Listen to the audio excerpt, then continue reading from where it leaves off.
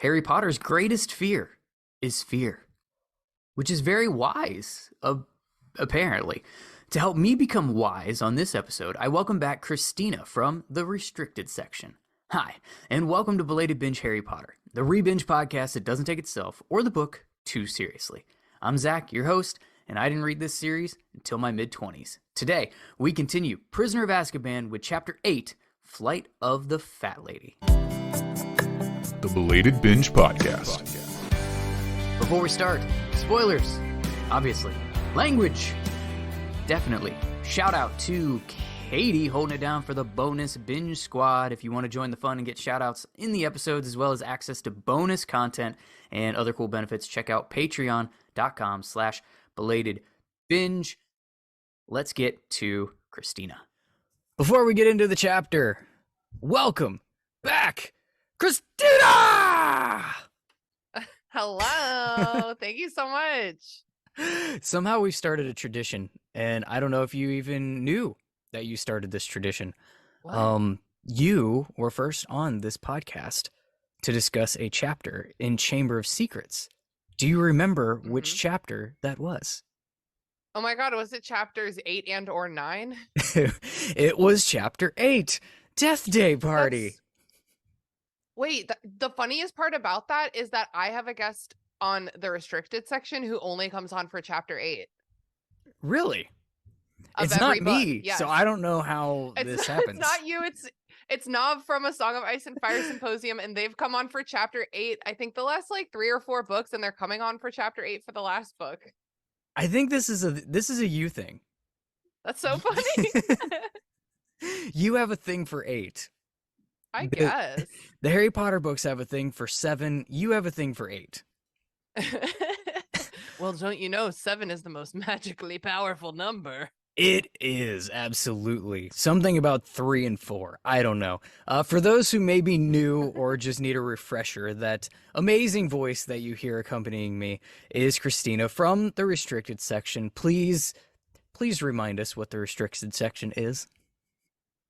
Hello. I do forget that I'm especially since I've been on this show a couple times, I'm like, I belong here. I forget that I need an introduction. But yes, I'm Christina. I'm the host of the restricted section, which is a raunchy, rowdy, Harry Potter slander, Harry Potter book club podcast where we read Harry Potter and then we're using our grown-up thinking brains and we're like, oh, we kind of missed a lot of stuff that we need to talk about. That's fair. You also have a brand new podcast, and I didn't know if you wanted to intro that real quick. Oh God, I sure do. I'm, for obvious reasons, kind of same as you, Zach, diversifying my creative portfolio beyond Harry Potter content. Just, expanding my horizons. So I have a new podcast called Burn Before Reading, and it is a show where we roast the writing that you did in high school and take a moment to reflect on how far you've come. Specifically me. It's actually all of my writing. I've been submitting for every episode, and they've just been destroying it, tearing it apart the whole time. I do hope to get you on the show to talk about one of your old songs or something, because it's really a lot of fun. It's a really fun show. Honestly, it might be hard to pick something to do. Not because everything that I do is great, but because everything that I do is trash. So Yeah, we could literally just throw a dart. I'm with you. I have a collection of hundreds of pieces from when I was a kid. So that's part of the appeal is it's I'm not just asking you to come let me destroy you. I'm also putting my own shit up on the chopping block. We'll just have to have you on the show a couple times because, we want it all. We want to destroy everyone's bad writing. Oh, we just, we get egos when we have podcasts. We get our heads inflated, and it's time to bring us down a peg. The tens of people listening really just gets to us, and sometimes we need to be brought down to earth. But it's nice because it's wow, I'm a really good podcaster. It's I'm cannibalizing the artist I used to be in the name of the artist that I'm trying to be. You know what I mean? Let me destroy this poem that I put my heart and soul into when I was 14 to make a really solid podcast. Well, I mean, you could be doing it to other people. That's pretty much the internet, right? Like just destroying other people's work, so you might as well destroy your own. Exactly. And that's always been my MO. Like, if there's a joke to be made about me, I'm the first one to make it. And then that's how I maintain confidence and agency in every encounter in my life. It's like, oh, you think I did something dumb? Well, let me tell you, I did something dumb.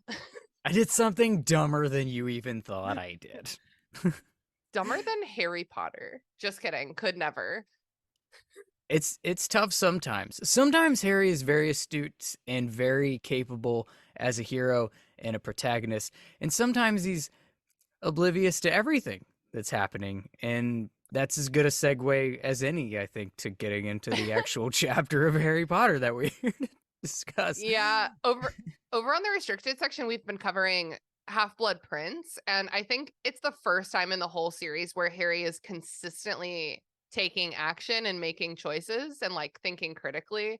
And so coming back to this book was kind of like like I've come so far with him so slowly.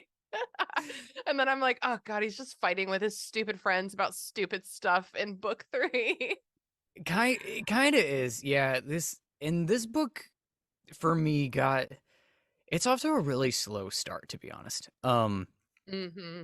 Like the first 5 chapters I feel like were a bit of a drag to get through, and now I'm actually excited to continue past that because I know that Prisoner is a lot of people's favorite book in the series. It's not mine. Mm-hmm. The one that you're in is mine. Half-Blood Prince is life for me. Yeah, I think before I got to Half-Blood Prince on this reread, I thought Prisoner of Azkaban was like my favorite. Also, I like Goblet of Fire just because it's fun, but like reading it, I'm like, oh god, Half-Blood Prince is like so fun. It is. It's a fantastic book just in it of itself, and then is a real standout, I think, within the context of the series for me. But Yeah. I really like the one constant thing that I've always enjoyed, kind of no matter what age or what I'm going through in life, is that like Mm-hmm. investigative type of a TV show. And that's what Half-Blood Prince feels like to me, with the stuff with Yeah. Dumbledore and the memories and that kind of thing. Like it's like a Criminal Minds episode taking place in the wizarding world, and like I'm all for Yeah. that. Just like searching for clues. Mm-hmm. Yeah. Yeah. Yeah. It's not FOMO about getting to go to the candy store. But that's where we are currently.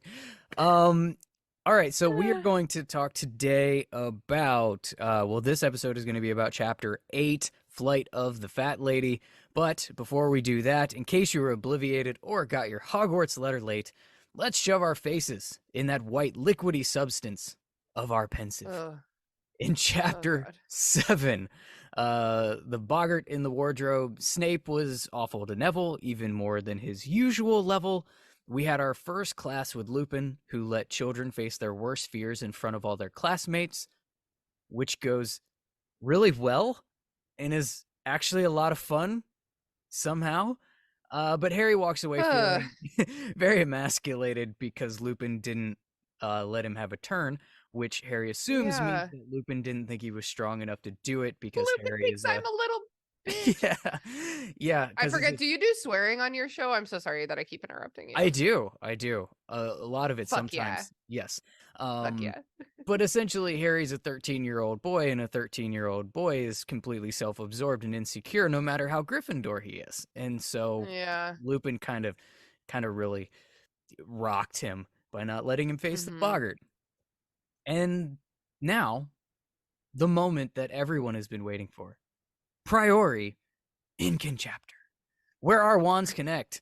Not the tips, just the streams, so we can recap what went down in the chapter that we just read this week. As I mentioned, chapter 8, Flight of the Fat Lady. In this chapter, if I could summarize it, Harry doesn't get to go on the field trip and has tea with Lupin instead, who doesn't die from Snape's potion. Is that fair enough? Not yet, anyway. Yeah. We're still hoping that goes the other way. Somebody kill Snape. Just do that, please. Can we do that? Can we bring Nagini in here a little faster, please? I just hate Like Snape so a much. reverse poison where Snape gives Lupin a poison, but that kills Snape. Yes, give me that fan fiction. Somebody write it and then point towards it, and then probably read it on Burn Before Reading, because there's no way that's actually a good story. Yeah. It opens with time jumping overview stuff. How Mm. everybody but Draco loves Lupin and Defense Against the Dark Arts. It kind of, here's the high notes. Snape's caught wind of the rumors going around about his cross-dressing boggart doppelganger, and apparently is bullying Neville worse than ever. Trelawney is annoyingly dramatic around Harry, and it's like spreading to his classmates who think he's just gonna drop dead at any moment in time. But we know the school year's not over yet, so nothing's gonna happen yet. Can't drop dead yet. No, we have to. Voldemort will always wait till the end of the book. Yeah, which is very kind and polite of him and respectful of Harry's studies. You know, I don't really think it's about Harry's studies. I think it's just the sanctity of Hogwarts. It's that, like, he wanted to be a teacher after all. So he still can't help but respect the semester calendar. Mm-hmm. Yeah, he actually lives off of it. This is his finals is, all right, gotta kill that Potter boy. God. We've been training for this all year. He has yet to get his OWL in that particular subject. But maybe this is the year, folks. We'll find out after this.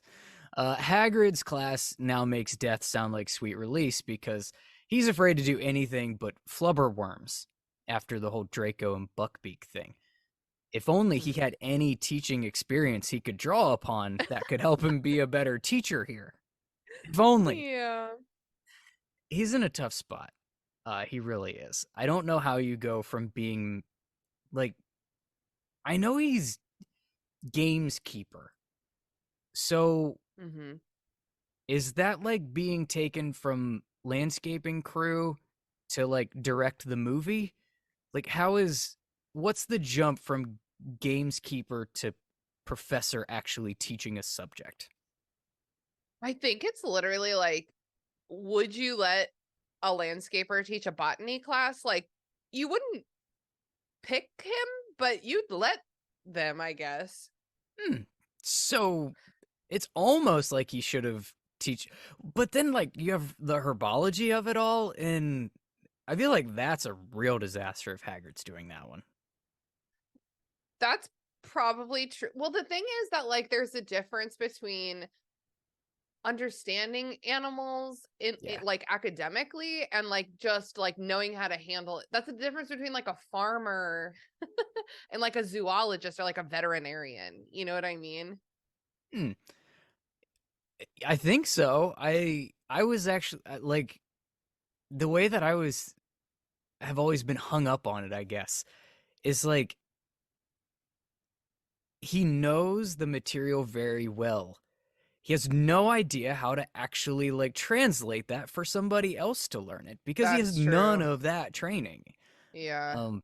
I know you're not a sports person, but it's like True. There's a saying in sports: those who can play and those who can't coach. Oh, and those who can't teach gym. I saw that in School of Rock.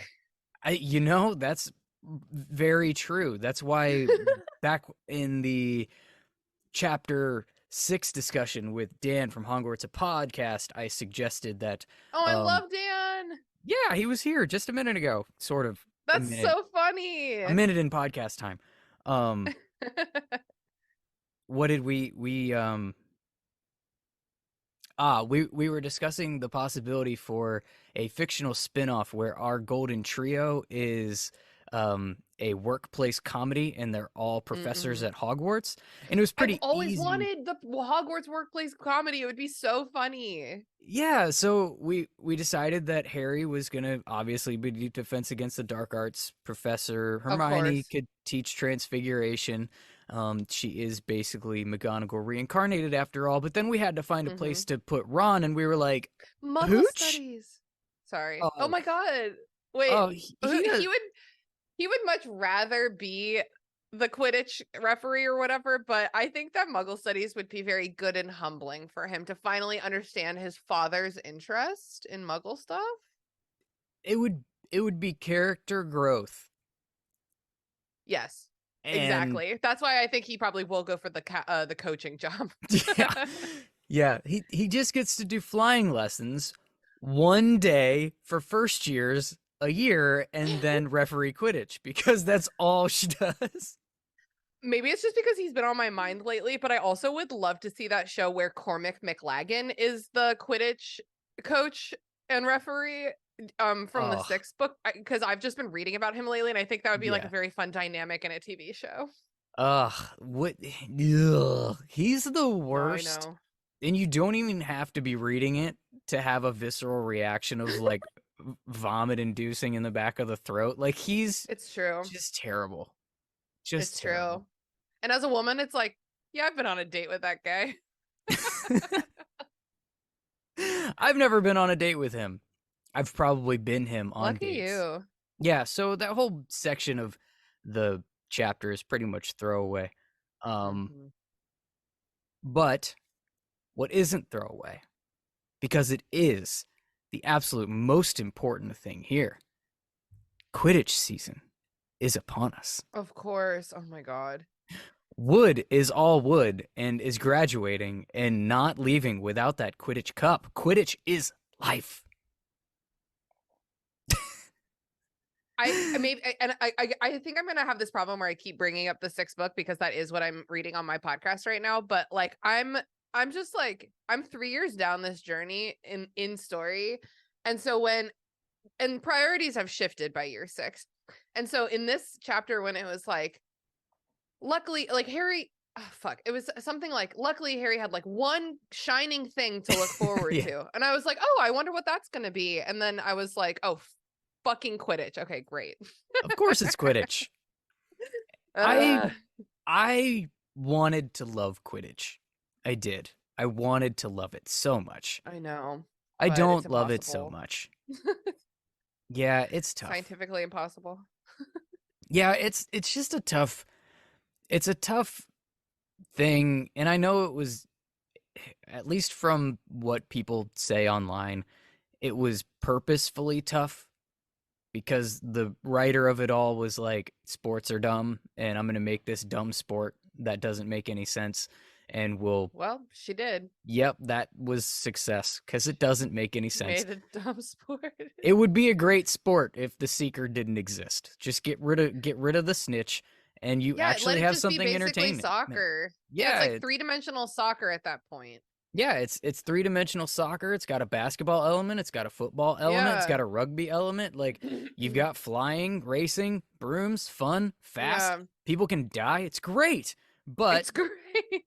you know, snitch. I think that like Harry can't be like our very special boy if he's like one of 3 chasers. Harry has to have a position he has to change the rules of Quidditch so that he can have his special position as seeker. You might be right about that. We have to elevate him above everyone else. Yeah, I mean, he could just be good at it. That would be a good start. I mean, Can't be normal, can't be the same. you could He's have a special boy. Yeah, but there are special people. There are professional sports leagues that exist, and they are very, very special at those sports. And those sports make sense as sports. Oh my God. Zach, you'll be so proud of me. I literally have not played an organized sport since 8th grade, soccer. And I just finished my league bowling season. We came in 3rd Nice. place. Nice. Our team name was All 3 Holes. And me and my like best friends from college did it, and it was very fun. And I know that bowling is like, sure, it's a sport, but like I know it's not a sport. It's a sport. It's also an activity. It's kind. It I had to kind of worry blurs the line. I had to worry about what my body was doing in order to get a ball to a designated area. Like, that's a sport, baby. Yeah. Yeah, and there's an objective. There's a score that's kept. Like, yeah, it's a sport. Yeah. And we came in 3rd out of 8 teams. So that's pretty good, I think. Nice. Yeah. Yeah, that's good. I well, I'll save you my bowling stories. What do we got? So aside from Quidditch being life, everybody else is getting super excited for the first Hogsmeade weekend, except for Harry, because he doesn't Oh, have the Harry. yeah, he doesn't have the signed permission slip, and everybody thinks there's a mass murderer trying to kill him, but it's mostly FOMO. Mostly. In 1 year, they're going to force him to play in a possibly lethal tournament with no one's permission. Yeah. Hmm. But you can't go into town, hun. It's dangerous. Yep. Yep. Uh, in the past 2 years, he's saved the school, the wizarding world, from a mass murderer who's been trying to kill him his entire life. The evilest serial killer of the age. But, can't go get some sweets. With all the special treatment the fandom claims that Harry gets, he can't go buy a box of candy without a signature from his abusers. I know, it's really stupid. If I were McGonagall or Dumbledore, I would have just let him. Like, he's safe in Hogsmeade when everyone else is there too. Like, the whole school's there. Make Hagrid stay with him the whole time or something, you know? Yeah, you almost say that he's more exposed by himself, isolated, even if he is Being at grumpy Hogwarts. around, because he's just grumping around the school and he makes his worst decisions when he's grumpy. That's true. So that does lead me to ask you this question. Dumbledore knows that the Dursleys aren't going to sign this.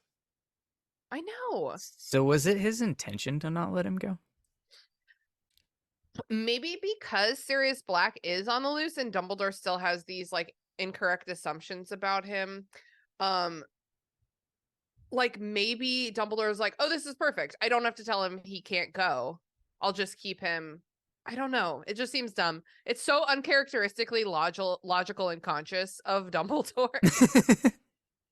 Yeah, it's almost like he could have been taking the liberty to perhaps initiate some other activities that Harry could have been involved in during this time that his classmates were in Hogsmeade when he had to stay back at the castle. Perhaps some training, perhaps some meetings, perhaps some discussion, perhaps Oh my some, God. Like hero any kind of journey. priming. Uh-huh. Yes, because right now in book 6, remind me, do you do spoilers? Yep, all of them. Okay. Because right now in book 6, Dumbledore is they're in the middle of their meetings with like the Pensieve talking about the Horcruxes. Mm-hmm.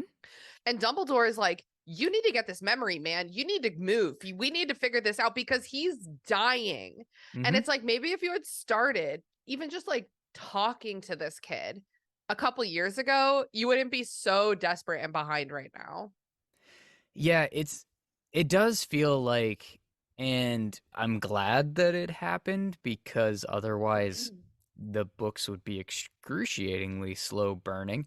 But the plan, the master plan by Dumbledore was to move slower than that, right? Like, I was to kind of, know. it was almost like to treat Hogwarts as his training ground for Harry that he could oversee and he could kind of like make sure that he doesn't die.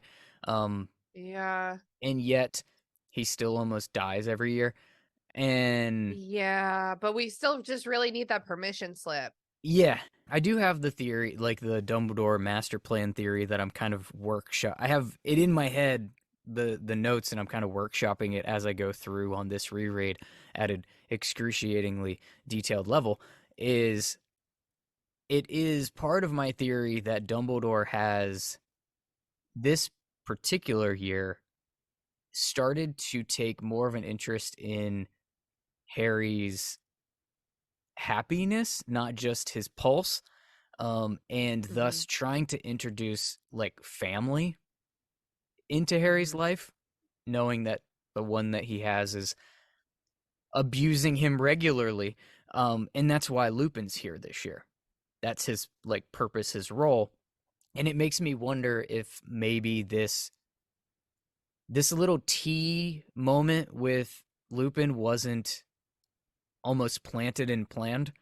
Like, Manufactured. yeah, like Harry's not going to be going to Hogsmeade, so maybe have some one-on-one with him, Remus. Like, maybe there was something to that. Yeah, it's like when I'm like, "Oh, I'm going out of town." Like if the girls are going out of town, I'm like, can you tell your husband to like invite my husband out cuz otherwise he'll sit at home the whole time we're out of town."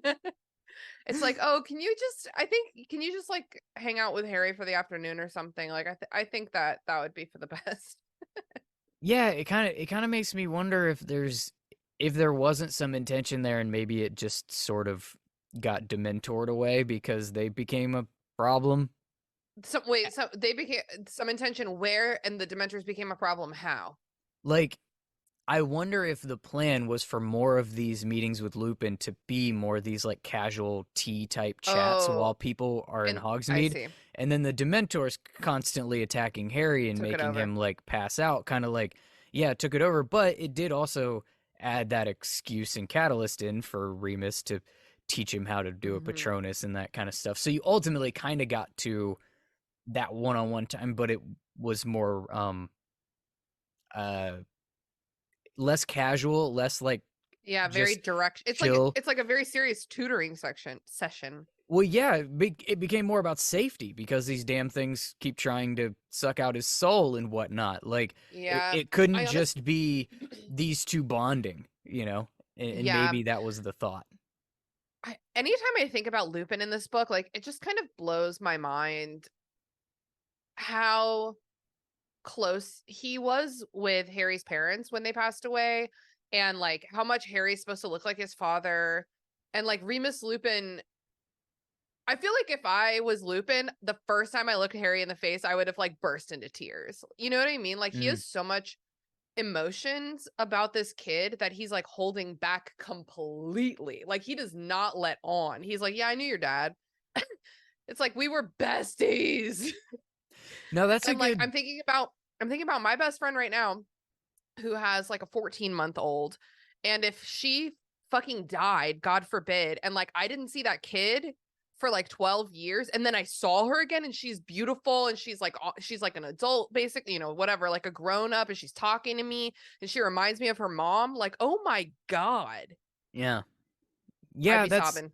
that's that's a really astute point, I think, because I mentioned to Radio Mike in the last episode when we I were talking love about Radio Lupin. Mike. He's I that was one of the like more difficult scheduling things for us to overcome with him Oh being, yeah, literally on the other Australians. side of the world. Um but I'd been looking forward to that one for a long time, and I'm pretty sure I didn't I'm stop actually laughing the whole time right. we were He's recording, so it was so great. funny. I'm recording with him tomorrow for Burn Before Reading. Oh, that's awesome. That's awesome. Yeah, I feel like I always bring on you and Radio Mike for like my climaxes because you're both like very funny and you both are also very interested in like the nitty gritty of what's going on. So it's like a good energy for like the finale of a book. You got to have nerds that also at least pretend to have a sense of humor, or Yeah. uh, four people think that I'm funny, so luckily you're one of them. Hell Um, yeah. the That's great. I mean, it's good odds. The shit, where was I going with that? Oh my God. Um, We no, were we were talking talking about Lupin Lupin. and Harry. Yeah, and how we were talking about how like he didn't let Harry face the Boggart, and how he was like he didn't pull him aside and let him know why. Yeah. And Radio Mike was talking about um how he has like an added vested interest in Harry more so than what you would typically have between like teacher and student and stuff like that. And I think the way that one thing that's always bugged me, I think, about this book is that Lupin didn't go out of his way at all to even just like start casual connection with Harry until Yeah. this Hogsmeade weekend. Like, it's been months at this Yes, point. it's weird. I feel like he's been just really holding himself back out of professionalism. I don't know. Yeah, well, and like you said, there could be an emotional element that I've never really thought about, where he's like, it's hard for me to talk to this kid. Yeah, and like as an adult, like he's like 30 or whatever, and like Yeah. at 35, I used to think they were so old, and it's like that's how old I am now. But like he's like 35, and it's like, just like going back to me thinking about like my friends' kids, like I would recognize, like I have a lot of like, not only do I have a lot of feelings, but I have a lot of like very complex grown-up feelings. Hmm. And like I'm worried that I will get it on this kid if you know what I mean? It's like almost easier to keep them at arm's length. Oh, like Snape? Oh, Like you're thinking about being the opposite of Snape, who doesn't just get those feelings on these kids, he literally lashes out and takes them out on these kids. Huh. horrible. Funny. He's not even really, well, he's in this chapter, but he isn't in it yet, and yet I've still found a way to complain about Snape. Okay. He's So the worst. our next hit is the Crookshanks thing, where we have to be reminded that Crookshanks exists because Crookshanks is important Right. in this book. Gonna become Uh, a thing. Yeah. yeah, and it goes after Scabbers, and Ron's just trying to be a bro, letting Harry copy his star chart homework, which copying Ron's homework sounds like maybe the wrong Danger. play here. But maybe Ron copied Hermione's, and it's just a nice train of telephone, and they'll all get different grades. And but it's not the reason for it. It's the Scabbers thing. It's the Crookshanks is after him. It's the whole cat and mouse, and it's the thing where Ron and Hermione are gonna start to have a tiff, and end up having one of those arguments where they don't talk for a while, which I could do without. Honestly, that's not my favorite. Yeah. I just finished one in Half-Blood Prince. That's the final one, kind of. Well, other than the final one. Anyway, but it's like, yeah, it's very fatiguing. It's like, please just talk about how you feel. It is. And you know what? That might actually be one of those like leaky con type of a things. I had one revelation on one of the recent pods, and I did a little bonus behind the mic for it about the role of bathrooms in the Harry Potter series and how that should be a leaky Oh, con panel. Go ahead, think about how important bathrooms actually are. None of these characters ever just whoa. take a piss, but there's always shit going down in the bathroom. Yes, it's true. So I'm working that one out. I need to find the bathroom scene in this book. I can't remember one, and I'm really hoping that it happens at some point. But Hmm. you could do one with Ron and Hermione, I think. There's probably something there's got to be in every single book some kind of like these two are not speaking to each other moment. Like in all of them. Yeah. Blech. Yeah. Anyways. It's very frustrating because as mad as I got at my friends when I was a kid, I never went weeks without speaking to them. It's like we go to the same Mhm. school. We're just gonna get into it. Yeah, I can remember one that I had as a kid, and I didn't even know I was in one. Um but Oh, I was it was my buddy who lived in my I'm going to use the term neighborhood very loosely because this was a rural area. So by neighborhood, I hmm. mean it was like a 6 mile bike ride or something. But Right. but it was in the same community. At least it was just big circle. He was on the other Hmm. side of it. When the lake froze, actually, you could walk across the lake and make it a lot shorter. He had his girlfriend over, and we were all supposed to like meet up at the pool or something, and they were probably doing rub and tug stuff and like really delaying things, and I said something offhand about like, why is she making this complicated, like why is this difficult, and apparently that pissed them both off more than I thought, because he didn't talk to me for like 2 weeks, and I'm like, I didn't Whoa. know we were in one of those things. And then he told me about it after we actually hung out again, which was very odd. Anyways, shout That's out to so Zach. funny. Um, Another Zach. oh yeah, we had a lot of Zachs. There was a bunch of Zachs. Apparently, all of the middle-aged, well, not middle-aged at the time, but what became middle-aged women in that area just liked the same name. Because there were, I think we had six in that school, and there were four in my class. And Whoa. this is a school that had graduating classes of like maybe 100, probably more like 80. Whoa. That is So, wild. My graduating class was 1,000 children. oh, so pretty small then, very intimate. You actually knew the names of your teachers and all of that. Uh, yeah. Anyways, so whatever, you could do that whole thing with Ron and Hermione. We're not going to do it because it's an annoying part of these books. What we do Yeah. have though, this is something I want to get your take on, and it actually comes from this chapter because we're bouncing all over the place here. It Hell yeah. is. I'm gonna set this up, and I'm curious from you, is being a like writer editor in real IRL. Do kids still say IRL? Is that a thing, I don't or know. is that like a I don't know decade any old? kids. Oh, that's I fair. literally don't know. That's Yeah. I fair. only know babies and grown-ups. That's true. I should probably. You know what? I don't actually want to know any kids. Anyways, I I can't tell if this is a character flaw or if this is a writing flaw. So I'm going to lay it Okay. out for you. It Okay. is the moment with Lavender. She's had her day Uh-huh. that she has been dreading will come from Trelawney, and it's whatever, October 16th or November, whatever the freaking day it is. I didn't write that part down, but her rabbit died. Me All, neither. all of a sudden, her rabbit died. Was ate by a fox or something. And this is like Hermione can't get over the hypocrisy of the Trelawney prediction part of this to actually be emotionally like empathetic to Lavender. Yes. She's too caught up in the proving that it wasn't a divination to Yeah. still acknowledge the fact that it sucked for her. And here's the part that is inconsistent to me.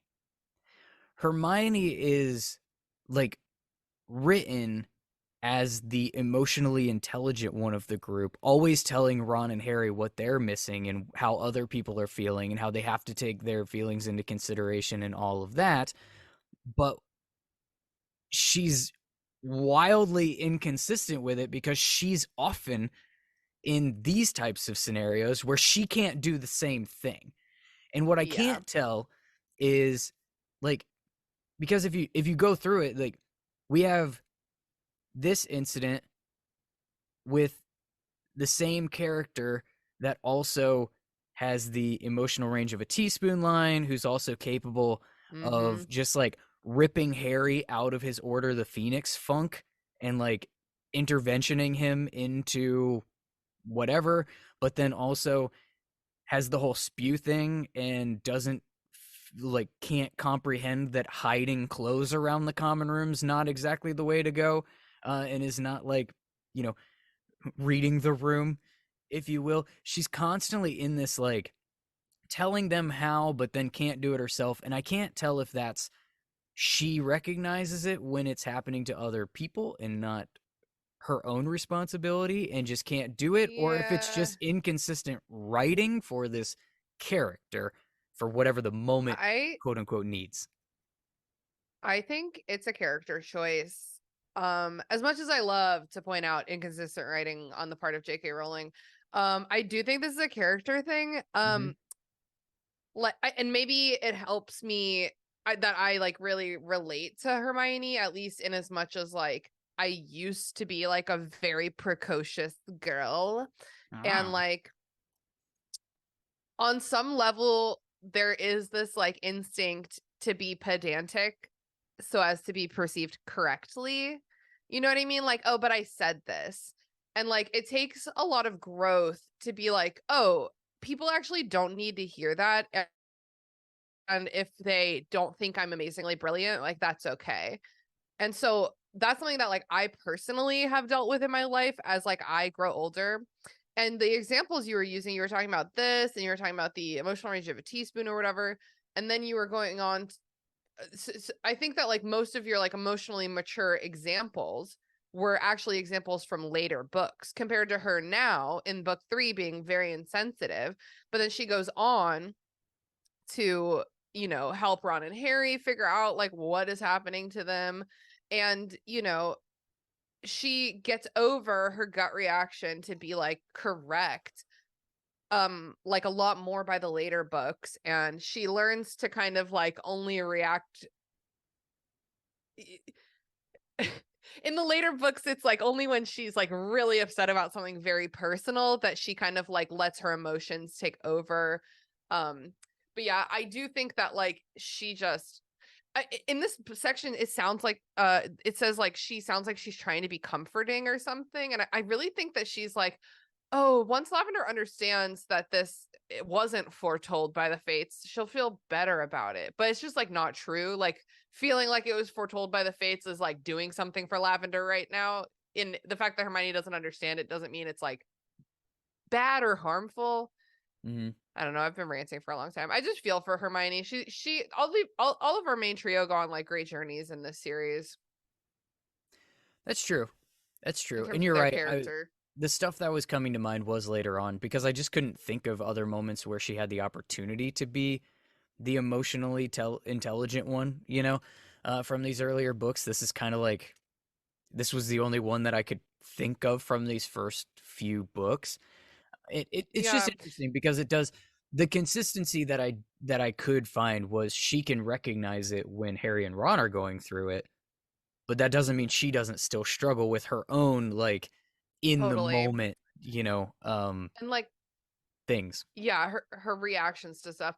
And Hmm. like part of being emotionally intelligent, like at least in my experience, I'm sure there's other ways to get to emotional intelligence, but like in my experience, you have to start from a place of like great emotion. Like I think it's easier to be like a very emotional person and then learn how to like regulate those emotions than it is to be kind of like an under emotional person and learn to like force those emotions. You know what I mean? Which is kind of like what Ron does. Ron starts out very callous. And then by the end, he's like, I literally have to do the better or this girl will never date me. That's So I true. feel like she is starting in this place of emotional reactivity, and then Mhm. like she progresses to being able, it's like when they come to the school and they have these magic powers and they're just like blasting off, exploding all over the place, and it's like you have to teach them how to control their magic or it's gonna start exploding and become an obscurus or like whatever dumb thing Fantastic Beasts said about it. Fair. It's also, it is interesting too. It may also be something to do with how studious she is, because Mm, when she understands something from concept and reading and like essentially memorizing the signs or whatever, that's very yeah. analytical and also like translatable to when your friends are doing something, as Mm-hmm. opposed to she struggles like the one exceeds or the one like outstanding she doesn't get on her OWLs is in Defense Against the Dark Arts, because once she like she knows the stuff but she still can't always like get it in that moment of like, you know, and she, her journey magically is actually the hero arc that Harry probably should have had, where Hmm. like she freezes in these earlier books when it comes down to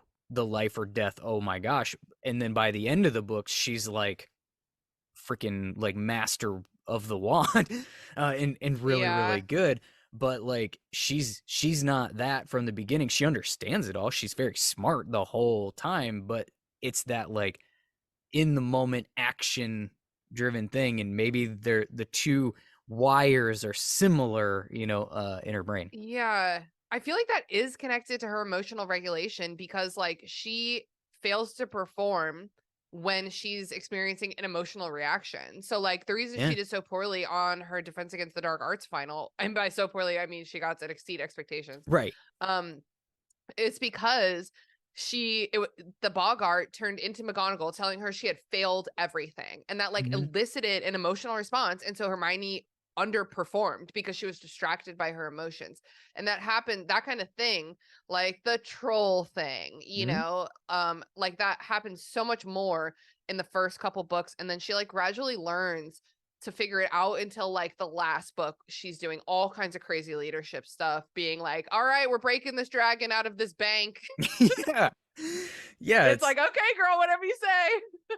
yeah, it's wild. Granted, the movies took some liberties and did mold us a little bit because she got all of the good stuff all the time, all of the time. Ron didn't do anything good, That's true. and Harry did That is very very little true. good with a wand in the movies too. But anyways, to be fair, she is correct, by the way, about this whole lavender thing to bring us back around.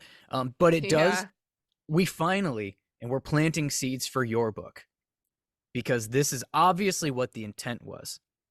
Ron says something supportive to Lavender about how Hermione doesn't think other people's pets matter much, which is Yeah. obviously just planting the seed for Lavender to fall And then madly in love Lavender's with like, him I'm in love. in 3 books.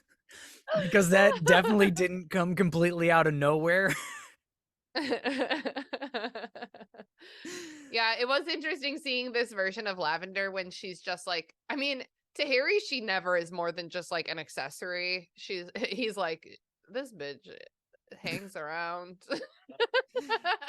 By my neck, literally won't let me go anywhere without shoving her tongue down my throat. It's really a nuisance, Harry. My lips are chapped. Look.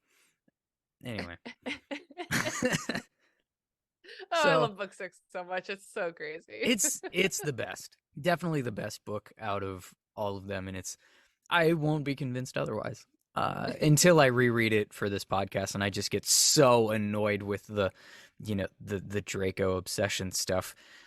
Ooh, I love the Draco obsession stuff because this is the book 6 is the first book where Harry's like not pretending. He's just like, "Where's Draco? I need to find him. I am obsessed. I need to know where he's at."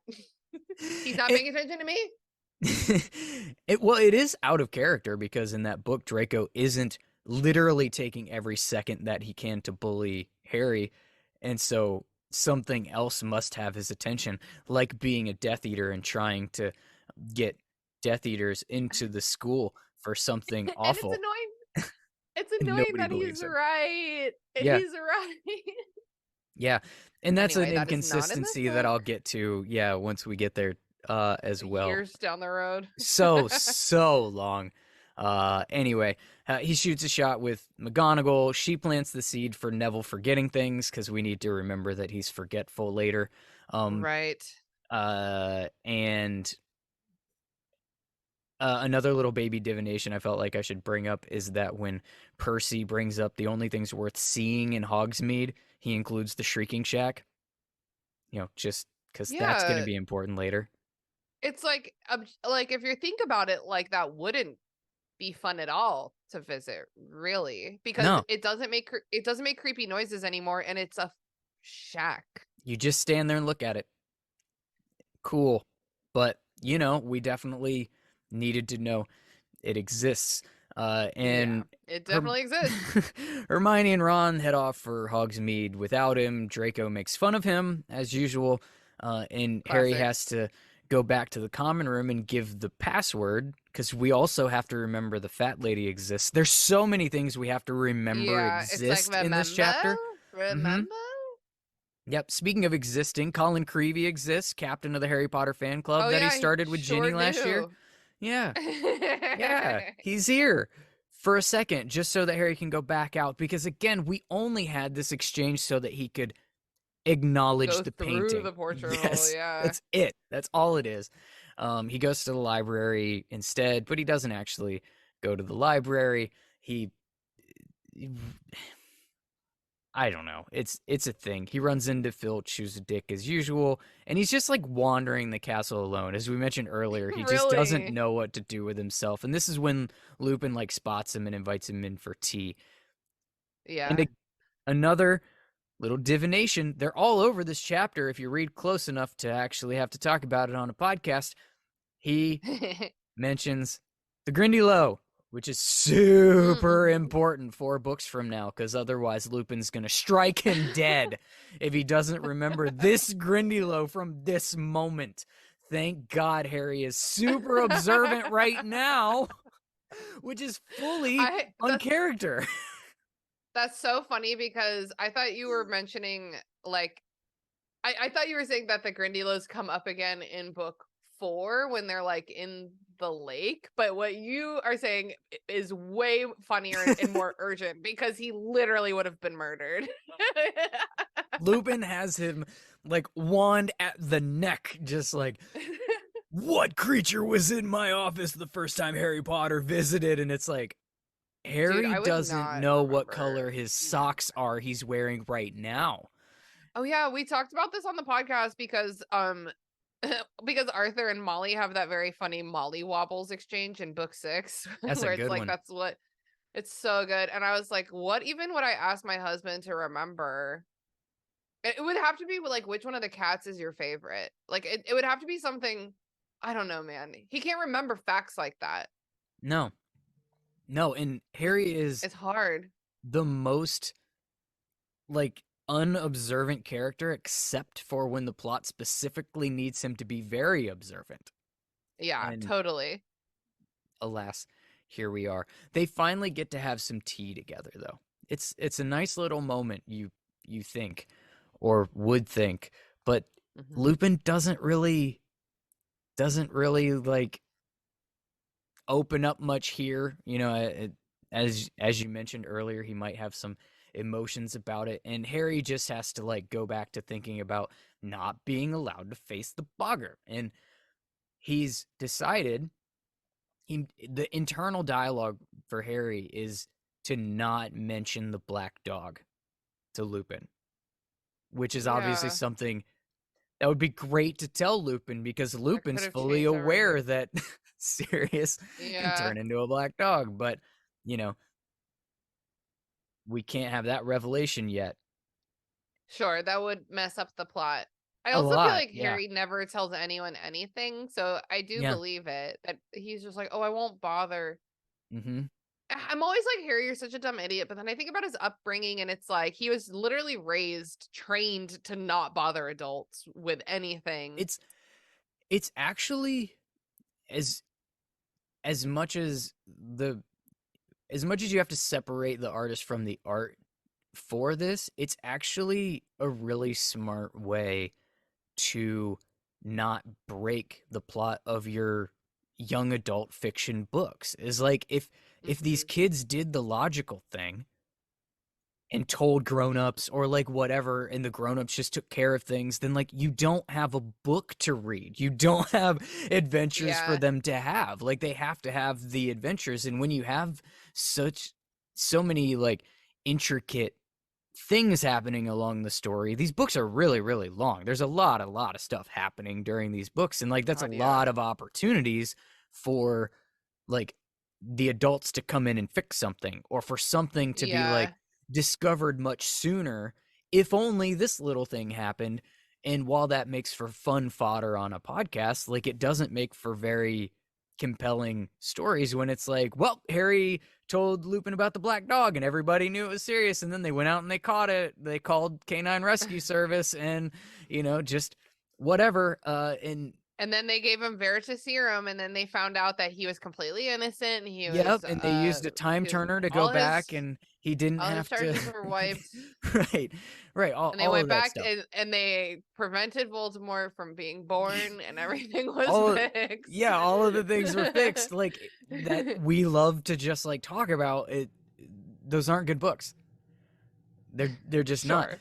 And so this is actually having Harry be the type of character who does consistently not confide this type of information, and setting that up very, very early, and tying it to like the Dursleys told him like never ask questions, and like he Yeah. couldn't And like he doesn't I think in Sorcerer's Stone, he goes to McGonagall and is like, somebody's gonna try to shoots it down steal the immediately. Yep. stone. And she's like, shut the fuck up, you dumb kid.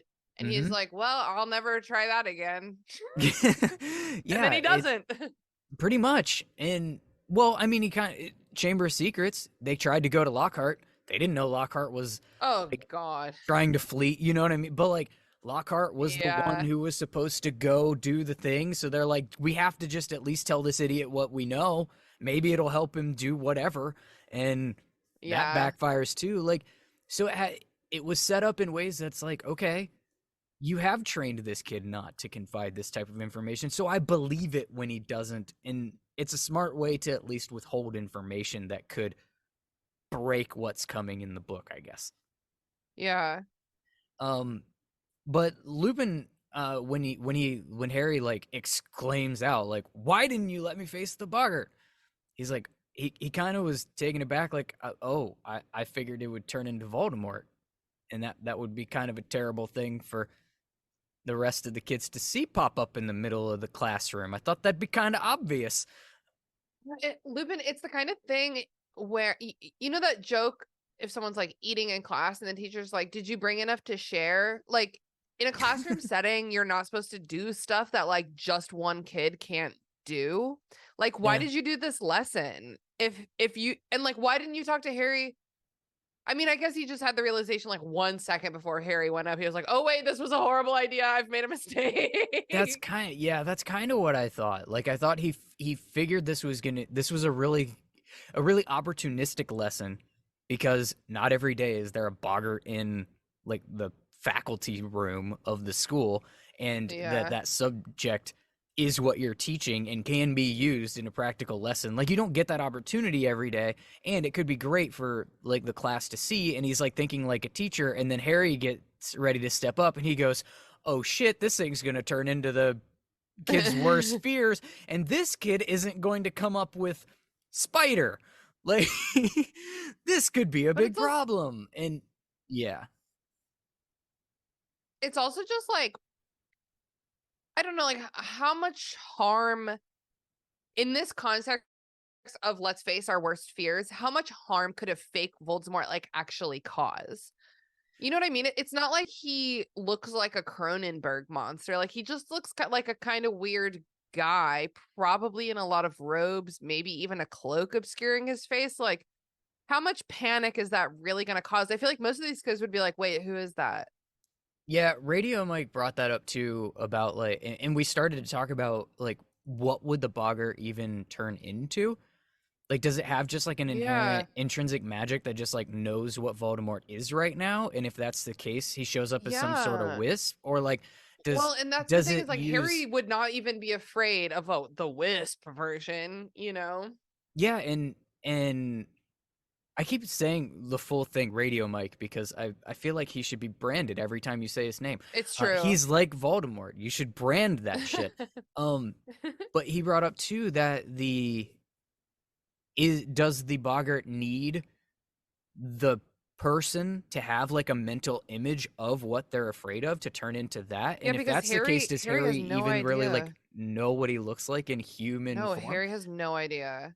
Or does it just like actually pop up what Voldemort looked like before he disappeared in the middle of this classroom? And like he's this mythical lore that these people are literally afraid to say his name, and he just shows up in person, like in front of children, because that's probably not great. Although I keep harkening back to it, he did have a great idea. He's like, "I actually think it would be hilarious. It turns into Voldemort, and then Harry does ridiculous, and all of his robes fall off, and he's just butt naked in the middle of the classroom, and it's hilarious." I do like Like that. that is how you defeat a Voldemort boggart, apparently. But I guess that like but this is where this that tangent that I was on in the last chapter and kind of am getting to is like, Lupin could have headed off this conversation by simply pulling Harry aside after class and being like, "Hey, I know you have questions based off of the way that you reacted to this in the moment, like, and when I gave you points and stuff like that." Like Harry was not hiding the fact that he was not stoked that he didn't get to do Yeah. this.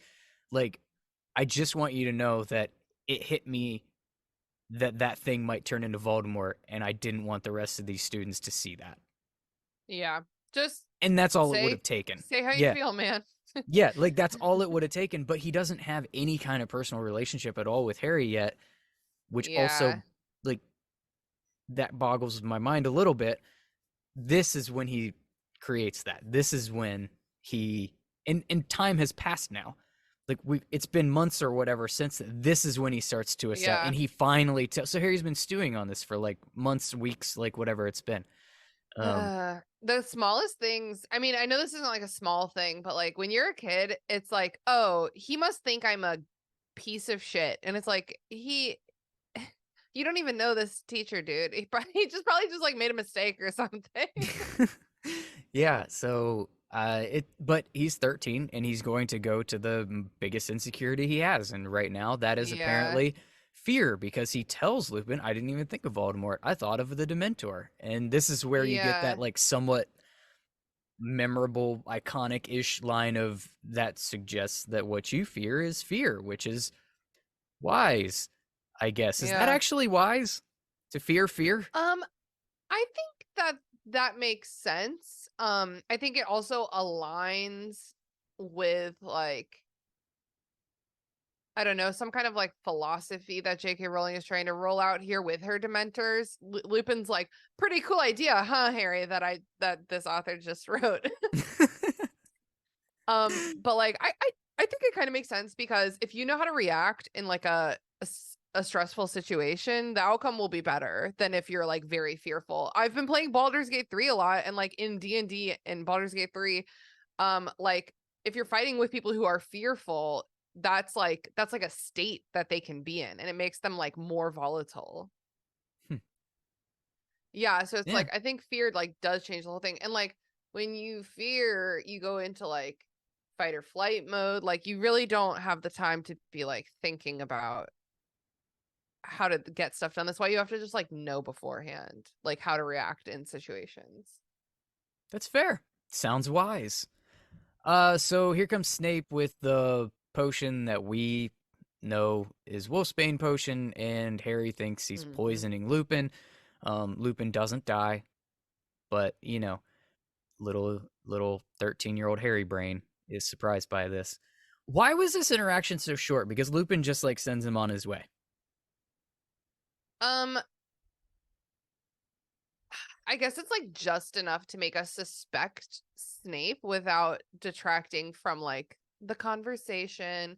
Like all we really need to get right now is that Lupin is taking a potion, basically. It is. It just yeah. It feels a little bit out of character to me that Lupin has been so distant from Harry, as we've talked about a little bit. And in this is his opportunity to say, like, hey, I knew your parents. I We were know. actually Yeah. really good friends. Like, give this kid something, give him a lifeline, like, give him something to feel good about, give him like a connection with a human. Yeah, And like I was your dad's best friend. That says so much. Like especially to Harry, that says a lot more than like I was your dad's brother or something, because it's like your dad chose me yeah, as his like best friend. And I think Harry would have valued that choice of James. You know what I mean? Like, oh, he like I trust this guy now. And like ultimately that's what happens is like Harry's like, "Oh, you knew my dad. Now you're my uncle." he gets there, but it feels like it didn't.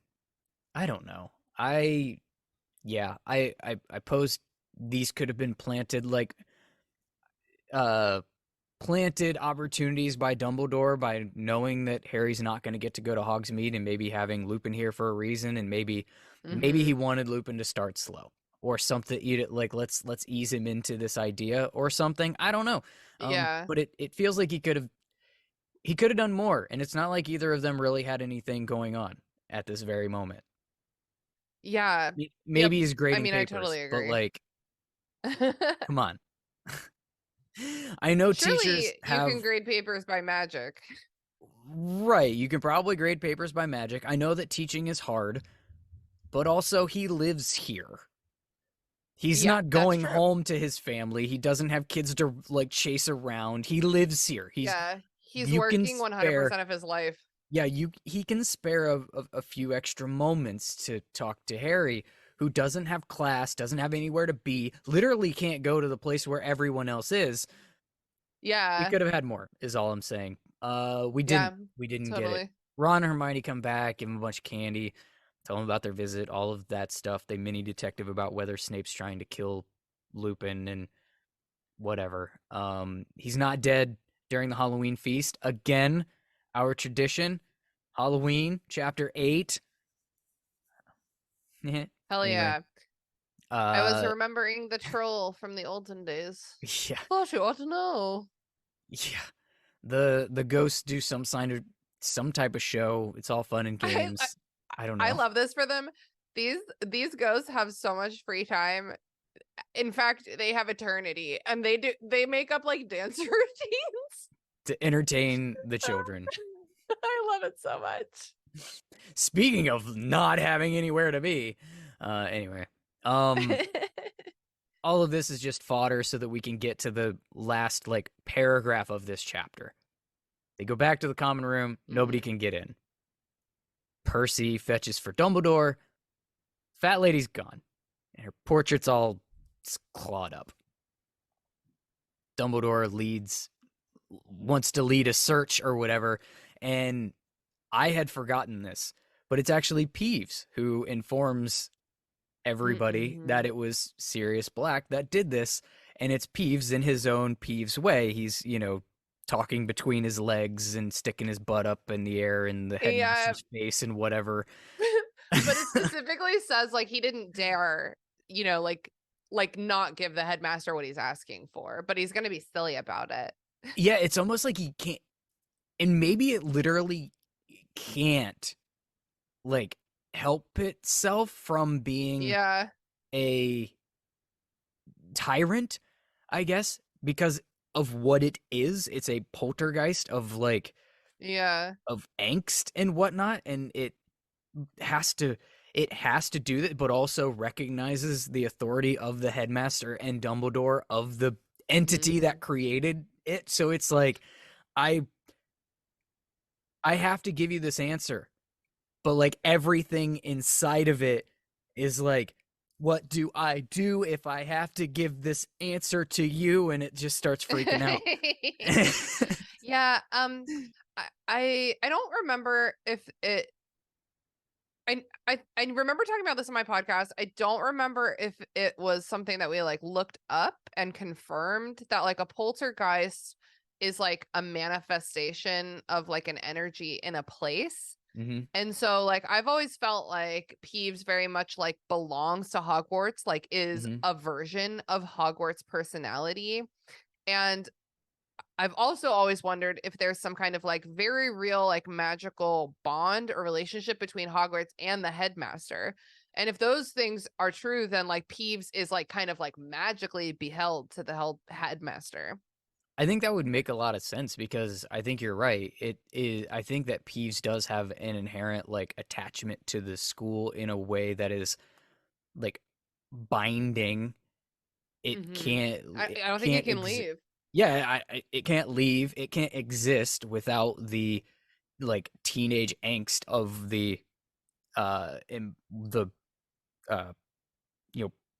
I want to say participants, the students, the people, that are going there. And it's a breeding ground, obviously, for like exactly what a poltergeist needs to be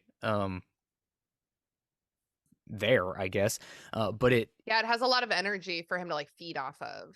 Yeah, but in the same way, the headmaster of the school has like a magical bond to the school as well.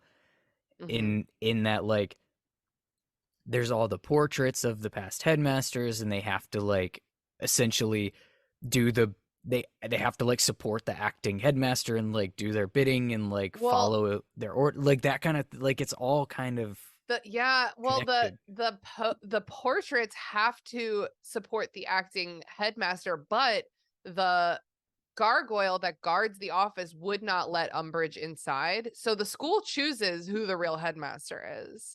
It's very interesting. I think there's something to the independence of Hogwarts in it of itself. I think the reason that it wouldn't let Umbridge in is because Umbridge wasn't the headmaster appointed like by a headmaster. It wasn't like a passing of the mantle. It wasn't it wasn't somebody who was magically welcome to the position. It was somebody who was like appointed by an outside source who was in like aggressively direct seizing. Yeah, and so if it was like like I imagine Snape didn't have any problem when he became headmaster Mm-hmm. in the Yeah, because it was always Dumbledore's intention.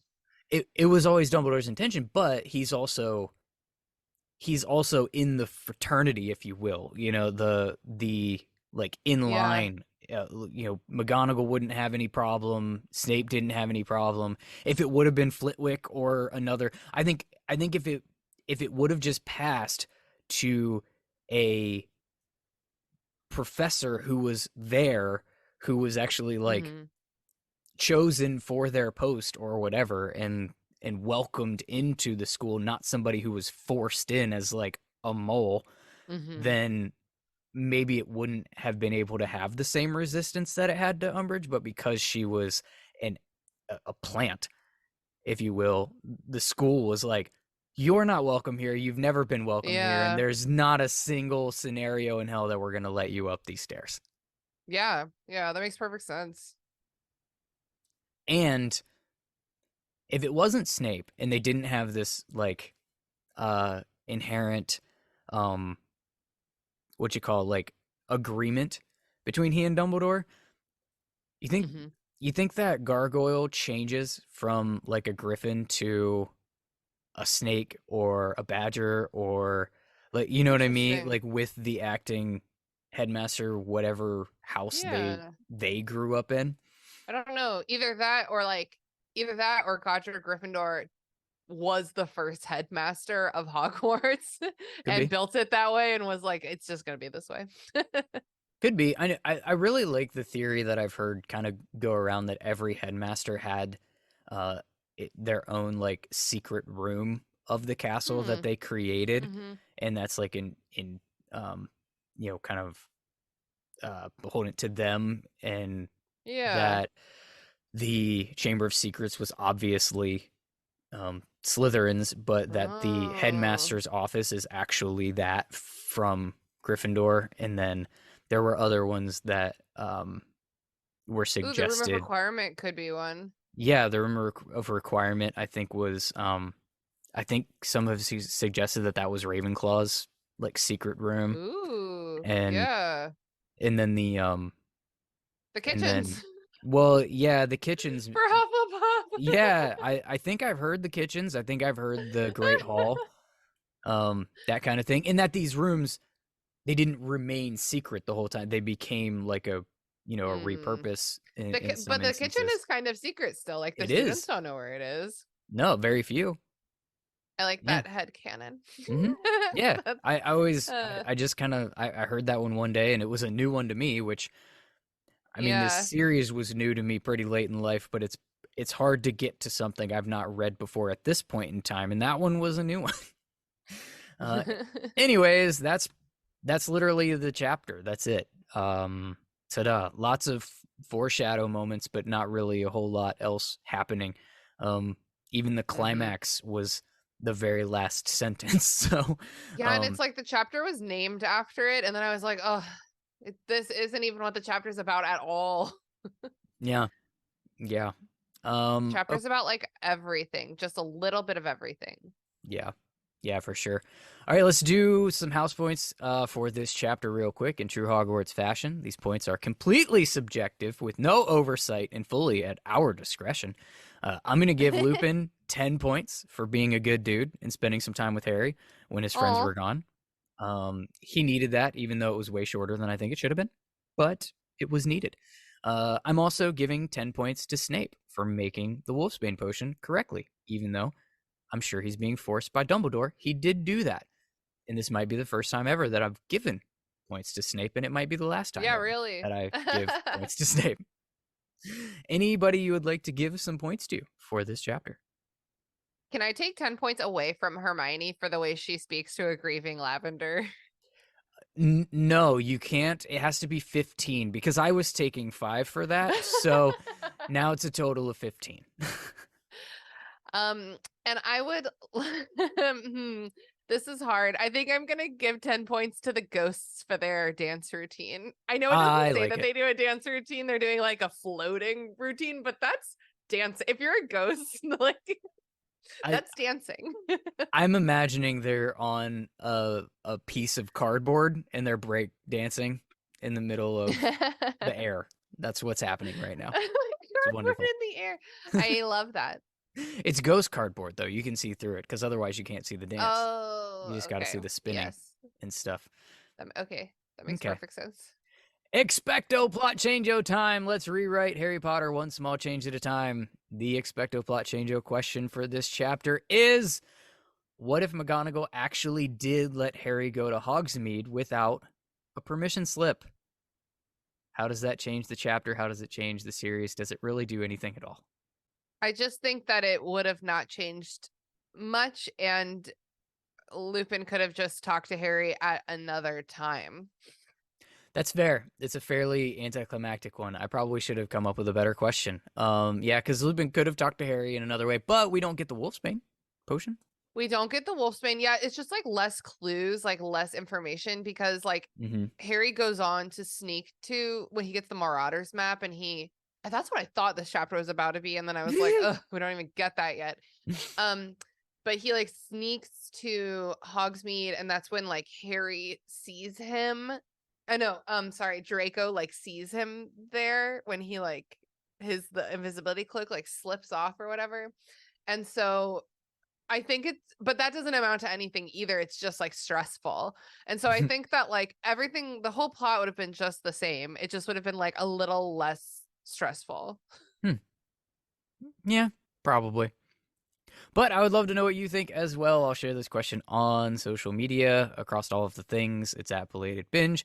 You can also leave a voicemail on the website, belatedbinge.com. With that, we've reached the end of this episode of the podcast. Thank you, Christina, for doing the thing. Plug the things. Yes, thank you so much for having me, Zach. It's always so fun to come on the show. You can listen to my Harry Potter podcast, the restricted section. We're on Half-Blood Prince. You can listen to my new podcast, Burn Before Reading, which is about the shitty writing you did when you were in high school and other cringy literary topics. And please pre-order my book, Indie Book Publishing from start to finish. It's going to be awesome. I wrote a book and you can have it. If you're remotely interested in being an author, getting published, check it out. Nice. If you enjoyed this, please follow and subscribe on whatever podcast player you're using right now. Do the rating and review thing, please. It's super helpful. Let other people know that this podcast doesn't suck. Let me know that this podcast doesn't suck. And if you're so inclined, check out the additional benefits that are available on Patreon, patreon.com/belatedbinge. Thanks for listening and telling all of your Potterhead friends that their new favorite podcast should be Belated Binge Harry Potter.